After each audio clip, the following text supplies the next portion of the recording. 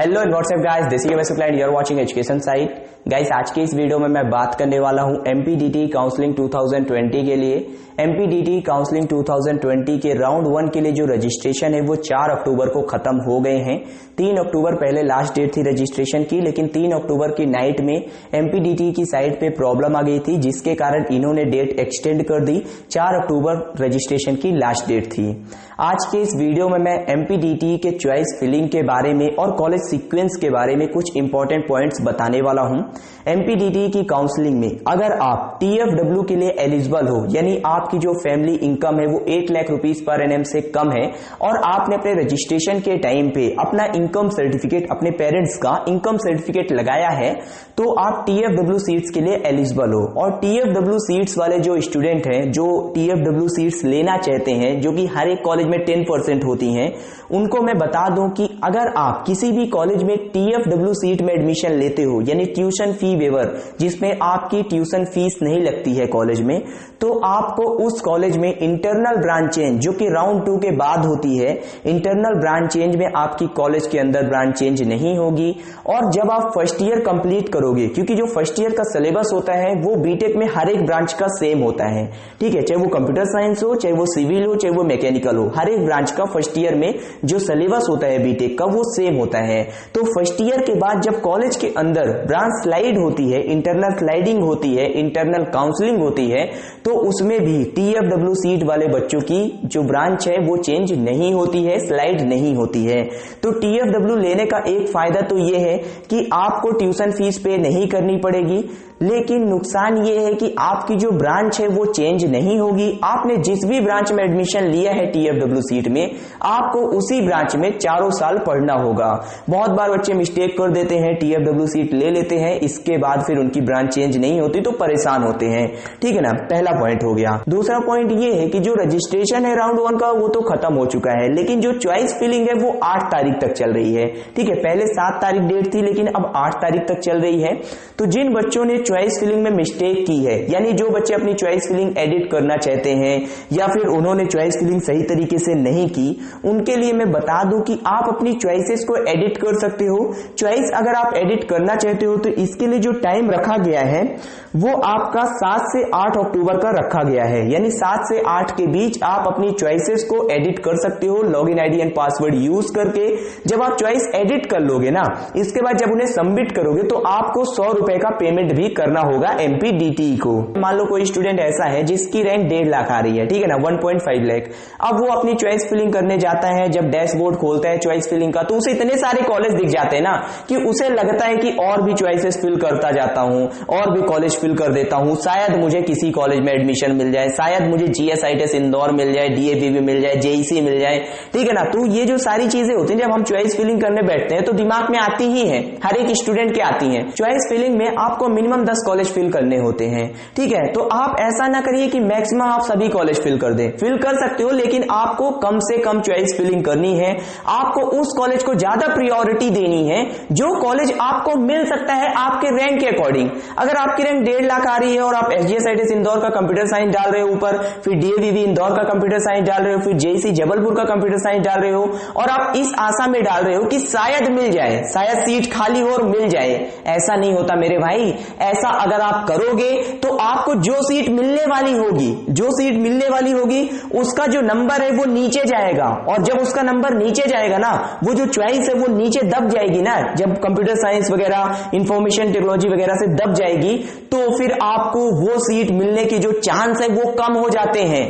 तो choice filling करते समय इस बात का ध्यान रखें कि उस कॉलेज को ज्यादा प्रायोरिटी दें जिस कॉलेज में आपको एडमिशन मिल रहा है, जिस कॉलेज में आपको एडमिशन मिलने के चांसेस है, ना कि उस कॉलेज को प्रायोरिटी दें जिसमें आप हो सकता है कि मिल जाए, शायद मिल जाए। ये सारी चीजें बिल्कुल काम नहीं आती हैं।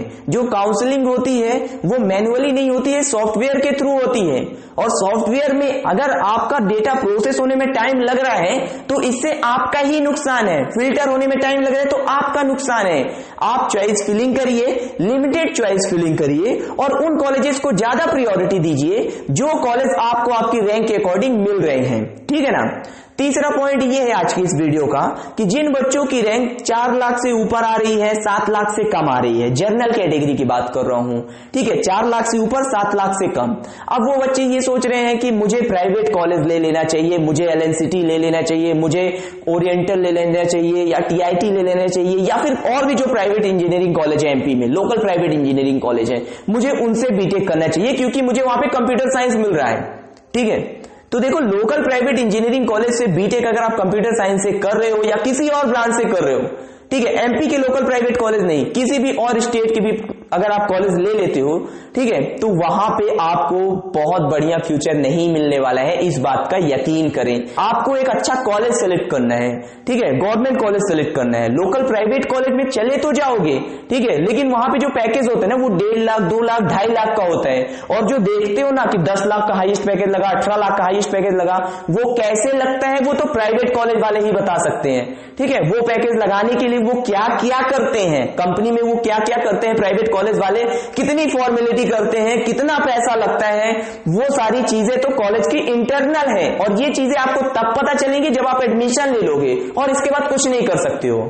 तो अगर रैंक 4 लाख से 7 लाख के बीच आ रही है तो भी आप गवर्नमेंट कॉलेज के लिए ट्राई करो, आपके पास ऑप्शंस हैं।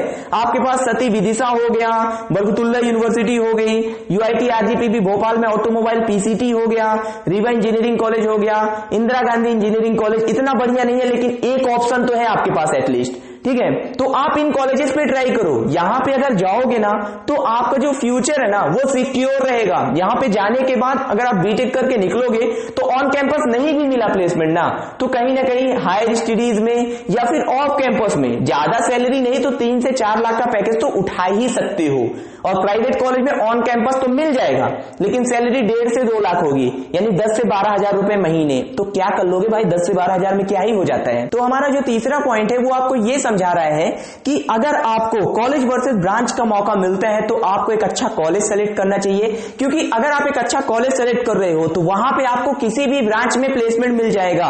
वहां पे अगर आप लोअर ब्रांच में भी एडमिशन ले रहे हो तो भी आपको प्लेसमेंट मिल जाएगा। अगर आप आईटी फील्ड में काम करना चाहते हो तो टीसीएस, इन्फोसिस, आईबीएम जैसी कंपनियां आती हैं जो हर एक ब्रांच के स्टूडेंट को अलाउ करती हैं। और इंजीनियरिंग में मैं आपको बता दूं, चाहे आप किसी भी ब्रांच से हो, ठीक है, आपको स्कूल के जैसा नहीं पढ़ना होता है। अगर आप कॉलेज टाइम में भी पढ़ते हो ना, अगर आप मान लो सिविल से हो और आपको आईटी फील्ड में काम करना है तो आप सिर्फ अपने कॉलेज एग्जाम्स के टाइम पे पढ़ रहे हो ना, तो भी आप आराम से अपना पेपर निकाल लोगे, बहुत बढ़िया डिग्री बनाओगे। और जो टाइम आपके पास बच रहा है, लगभग 6 महीने का सेशन होता है जिसमें 4 महीने क्लासेस होती हैं, तो उसमें अगर आप 3 महीने भी आईटी फील्ड के लिए वर्क करते हो, आप कोई भी एक लैंग्वेज सीख लो, आप जावा सीख लो, पाइथन सीख लो, ठीक है, आप इनमें से कोई भी लैंग्वेज सीख लो और ढंग से उस पर अपनी कमांड बना लो, आप गारंटी लिख के ले लो मेरे से कि आपका प्लेसमेंट होना ही होना है। टीसीएस, इन्फोसिस, आईबीएम ये कंपनियां ऐसी है, यहां पे आप बड़े आराम से आंख बंद करके प्लेस हो जाओगे। ठीक है, चाहे आप सिविल से हो चाहे आप मैकेनिकल से हो, ठीक है, आप जावा या पाइथन उनमें से कोई भी एक लैंग्वेज सीख लो और किसी भी ब्रांच से हो, प्लेसमेंट होना ही होना है। ठीक है, तो कॉलेज वर्सेस ब्रांच में आप एक अच्छा कॉलेज सेलेक्ट करो, ठीक है ना। और अगर आप एक ऐसा कॉलेज सेलेक्ट कर लेते हो जो कि लोअर है, वहां पे अगर आप कंप्यूटर साइंस में भी हो ना तो वहां पे आपको कंप्यूटर साइंस में भी प्लेसमेंट नहीं मिलेगा, क्योंकि लोअर कॉलेज है, वहां पे जो फैसिलिटीज होंगी, जो फैकल्टी होंगी, जो इंफ्रास्ट्रक्चर होगा वो नीचे होगा, वो लो होगा, इसीलिए वो कॉलेज लोअर है भाई। वहां पे लोग नहीं जाना चाह रहे हैं, वहां पे लोग जाना नहीं पसंद कर रहे हैं, वहां पे कट ऑफ लो है, इसीलिए तो वो कॉलेज लो है। एनआईटी, 3G सब जाना पसंद करते हैं। एमपीडीटी का अगर आप देखो तो जीएसआईटी सबको जाना है, इसीलिए वो कॉलेज टॉप का है, वहां पे कंपटीशन है, वहां पे बच्चे अच्छे हैं, इसलिए वो कॉलेज अच्छा है। ठीक है, तो कॉलेज वर्सेस ब्रांच में हमेशा कॉलेज को प्रेफर करो, कॉलेज एक अच्छा सेलेक्ट कर लो। कॉलेज अगर सेलेक्ट कर लेते हो तो किसी भी ब्रांच में प्लेसमेंट हो जाता है। अपने आप को कंफर्ट जोन पे मत रखो। अगर आप अपने आप को कंफर्ट जोन पे रख रहे हो ना तो आप कहीं पे भी, बीटेक तो छोड़ दो, आप कहीं पे भी अपने जीवन में आगे कुछ नहीं कर सकते हो। लोहे को जितना तपाया जाता है ना वो उतना ज्यादा हार्ड होता है, उतना ज्यादा बढ़िया होता है। तो सीधा सा ये फंडा आपकी लाइफ में भी लागू होता है। आपको कंफर्ट जोन छोड़ना होगा तभी आप आगे जा पाओगे। कॉलेज वर्सेस ब्रांच में एक अच्छा कॉलेज सेलेक्ट करो, प्लेसमेंट आराम से मिल जाएगा। इसके बाद जो हमारा फोर्थ इंपॉर्टेंट पॉइंट है ना वो ये है कि काउंसलिंग के टाइम पे पेशेंस रखो। जितना ज्यादा पेशेंस रखोगे, जितना ज्यादा सब्र रखोगे, उतना बढ़िया कॉलेज आपको मिलेगा। और राउंड 1 के फर्स्ट अपग्रेड में जो भी कॉलेज मिल रहा है उस कॉलेज को एक्सेप्ट कर लेना। उस कॉलेज को अगर आप एक्सेप्ट नहीं करोगे तो राउंड 2 में जो कट ऑफ होगी वो काफी हाई हो जाएगी और वहां पे आपको उस कॉलेज में एडमिशन तो नहीं मिल सकता है जो आप चाह रहे हो, ठीक है। उस कॉलेज में आपको एडमिशन नहीं मिल पाएगा जो आप चाहते हो। जो कॉलेज आपको राउंड 1 के फर्स्ट अपग्रेड में मिल सकता था वो कॉलेज आपको राउंड 2 में नहीं मिल सकता है। तो राउंड 1 के फर्स्ट अपग्रेड में एमपीडीटी वाले बच्चे अपनी सीट एक्सेप्ट कर ले। कॉलेज अगर मिल गया है, ब्रांच का इश्यू है, तो इंटरनल ब्रांच चेंज का इंतजार करें। राउंड 2 के बाद इंटरनल ब्रांच चेंज होती है, उससे आपकी ब्रांच चेंज हो जाएगी। अगर वहां पे भी नहीं होती है तो कॉलेज तो अच्छा है यार, आप फर्स्ट ईयर के बाद अपनी ब्रांच चेंज कर सकते हो, और वहां पे भी नहीं होती है तो प्लेसमेंट तो आपको मिलना ही है। कॉलेज अच्छा है, कंपनी आएगी, प्लेसमेंट मिलेगा, अपॉर्चुनिटी मिलेगी। तो मेरी बातों को समझो। हर एक स्टूडेंट जो होता है वो कॉलेज में एडमिशन लेते टाइम यही सोचता है, मैंने भी जब एडमिशन लिया था बीटेक में तो मैंने भी यही सोचा था मुझे प्लेसमेंट चाहिए। लेकिन जब हम वहां पे जाते हैं, आसपास के लोगों को देखते हैं ना, तो हमारी जो मेंटेलिटी है, हम जैसे कॉलेज में जाते हैं ना तो फर्स्ट ईयर में हमारा क्या होता है ना कि हम थोड़ा सा जोश में रहते हैं, ठीक है। सेकंड ईयर आते आते हम मैच्योर होते जाते हैं, हमें चीजें समझ में आने लगती हैं।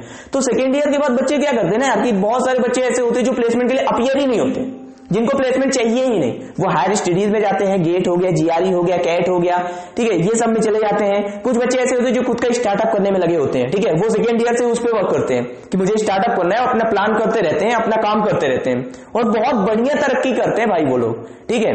तो कॉलेज एक अच्छा अगर सेलेक्ट कर लोगे ना तो सारी चीजें अपने आप सॉल्व हो जाएंगी, और कॉलेज सही सेलेक्ट नहीं करोगे ना तो बहुत परेशान होगे। और ये थी कंप्लीट इंफॉर्मेशन। 4 पॉइंट मैंने आपको बताए हैं, काफी इंपॉर्टेंट पॉइंट है, इन्हें जरूर ध्यान दीजिएगा अपने काउंसलिंग के टाइम पे। मिलते हैं दूसरे वीडियो पर। वीडियो पसंद आई ही होगी तो लाइक कर दो यार, वीडियो लाइक करते हो तो मोटिवेशन मिलता है, देखो, ठीक है। वीडियो को लाइक कर दो, अपने दोस्तों के साथ शेयर भी कर सकते हो। चैनल पे नहीं तो सब्सक्राइब कर लो, आपका ही बेनिफिट होता है। अगर आप मेरे से कुछ इंफॉर्मेशन ले रहे हो तो आपका ये बनता है फर्ज कि आप चैनल को सब्सक्राइब कर दो, जिससे कि कुछ मेरा भी फायदा हो सके। चैनल को सब्सक्राइब करके जो नोटिफिकेशन बेल है उसे जरूर ऑन कर लेना, ताकि अगर हम कोई भी वीडियो डालते हैं, कोई नया अपडेट डालते हैं तो वहां तक पहुंच सके। क्योंकि कई बार ऐसा होता है कि काउंसलिंग के टाइम पे एक भी वीडियो मिस कर दिया ना तो बहुत नुकसान फेस करना पड़ता है, ठीक है ना। ऐसे बहुत से एग्जांपल है मेरे पास जिन्होंने ऐसा सिचुएशन फेस किया है। तो चैनल को सब्सक्राइब करते वक्त बेल आइकन प्रेस कर लेना। मिलता हूं दूसरे वीडियो पर, तब तक के लिए चलता हूं, दीजिए इजाजत। जय हिंद।